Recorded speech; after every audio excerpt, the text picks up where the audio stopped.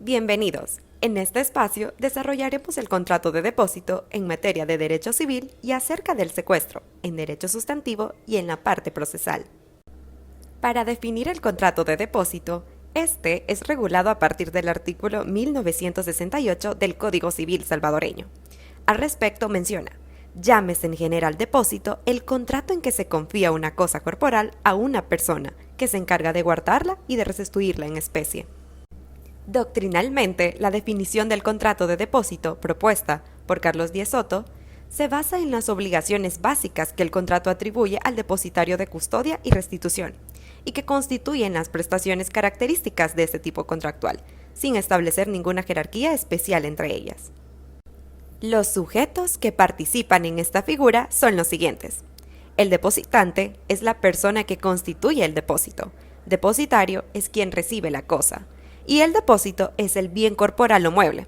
Es importante mencionar que para el pleno efecto de este contrato es necesaria la capacidad civil, la cual es definida como la aptitud legal de las personas para adquirir y ejercitar por sí misma los derechos civiles. La disposición jurídica del artículo 1975 del Código Civil enuncia la posibilidad de celebrarlo con incapaces, planteando dos posibles escenarios. El primero: si el depositante es incapaz, el depositario adquiere todas las obligaciones derivadas del contrato. Y dos, si el depositario es el incapaz, el depositante tiene acción para reclamar la cosa depositada, únicamente mientras éste se encuentra en poder del depositario. Y si la cosa ya salió de su poder, el depositante tiene acción contra él hasta concurrencia de aquello que por el depósito se hubiera hecho más rico. Clases de depósito. Dentro de esta figura encontramos diferentes tipos: el depósito propiamente dicho y secuestro. Así lo establece el artículo 1971 del Código Civil. Pero en ambos casos, estos se perfeccionan con la entrega que el depositante hace de la cosa al depositario. Depósito propiamente dicho. Este tipo de depósito está regulado en el artículo 1972 del Código Civil, el cual lo define como un contrato en que una de las partes entrega a la otra una cosa corporal inmueble, para que lo guarde y lo restituya en especie a voluntad del depositante. Naturaleza jurídica del depósito. Podemos catalogar al depósito como un contrato real, según lo dispuesto en el artículo 1969 del Código Civil, que dispone que el contrato se perfecciona por la entrega que el depositante hace de la cosa al depositario, teniendo en cuenta que los contratos son reales cuando, para que sea perfecto, es necesaria la tradición de la cosa a que se refiere. Es solemne cuando está sujeta a las observancias de ciertas formalidades especiales, de manera que sin ellas no produce ningún efecto civil, y es consensual cuando se perfecciona por el solo consentimiento. Por regla general, el contrato de depósito propiamente dicho es gratuito, según el artículo 1976 del Código Civil, pero puede haber pacto en contrario. Se entiende, no obstante, que dicho pacto no ha de ser expreso y que incluso cabe presumir el carácter retribuido del depósito, cuando el depositario se dedique profesionalmente a la actividad de custodia. Obligaciones del depositario. La primera es custodiar la cosa recibida. El depositario, al custodiar la cosa, puede responder ante culpa grave. Segundo, abstenerse de usar la cosa depositada. Por regla general, con el fundamento del artículo 1977 del Código Civil, el mero depósito no confiere al depositario las facultades de usar la cosa depositada, sin el permiso del depositante, salvo en los casos que, al criterio de juez, pueda probarse relaciones de amistad y confianza que presumieran el consentimiento de uso. La tercera obligación es restituir la cosa. A eso se refiere el artículo 1985 del Código Civil, el cual menciona: el depositario es obligada a la restitución de la misma cosa o cosas individuales que se le han confiado en depósito, aunque consistan en dinero o cosas fungibles. En ciertos casos, el depositario puede negarse a devolver la cosa. Entre estos supuestos está: cuando el depósito es una cosa hurtada, robada o perdida, y cuando se trata de todas armas ofensivas. Y otra es que puede negarse de devolver la cosa mientras no se indemnice por los perjuicios que le haya ocasionado el depósito. Por otra parte, existe también el depósito necesario. Este tipo de depósito se realiza cuando la elección del depositario no depende de la libre voluntad del depositante, sino que es dictada por las circunstancias. Es conocido también como depósito miserable y tienen lugar en los casos de incendio, ruina, saqueo u otra calamidad semejante. El depósito necesario o miserable se rige bajo las mismas reglas que en el voluntario, es decir, artículo 1997 del Código Civil, con una de las diferencias que el miserable se responde ante la culpa grave. Acerca del secuestro, el Código Civil salvadoreño lo define en el artículo 2006 como el depósito de una cosa que se disputan dos o más individuos, en manos de otro que debe restituirla al que obtenga una decisión a su favor. Según el autor José Alberto Garrón, en su diccionario jurídico explica acerca del secuestro, que consiste esencialmente en depositar por orden judicial la cosa litigiosa, sean bienes muebles o inmuebles, en manos de un tercero para asegurar la ejecución forzosa o establecer a quién pertenecen. En sentido estricto, es la medida cautelar en cuya virtud se desapodera a una persona de un bien sobre el cual se litigia. Se habla de depósito judicial o secuestro cuando se decreta el embargo o el aseguramiento de bienes litigiosos. Por lo tanto, no se trata de un contrato, sino del efecto o consecuencia de una determinada resolución judicial.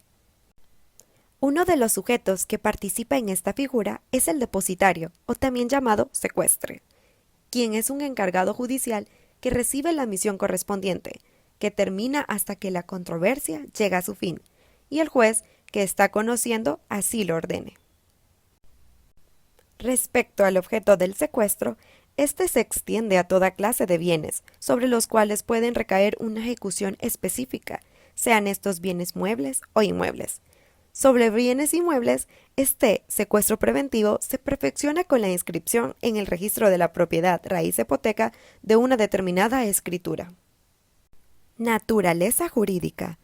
Conforme lo establecido en el artículo 2007 del Código Civil, las reglas del secuestro son las mismas que el depósito propiamente dicho, salvo las disposiciones que se expresan.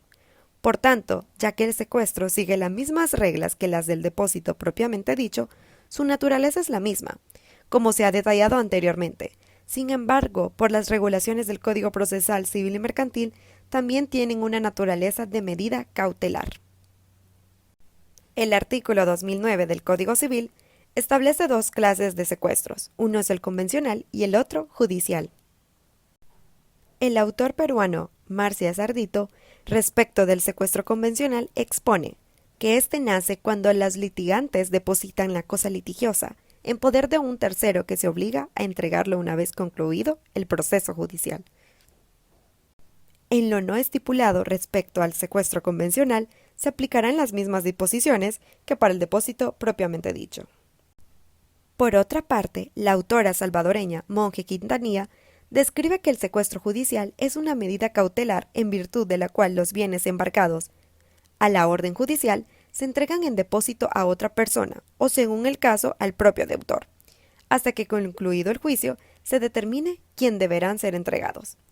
En cualquier caso, el depositario está obligado a presentar los bienes depositados en el momento en que el juez lo requiera. En la jurisprudencia, la sentencia de referencia 69/2003 del 9 de abril del 2003 explica acerca del secuestro que por la naturaleza de las medidas cautelares se caracterizan por lo siguiente.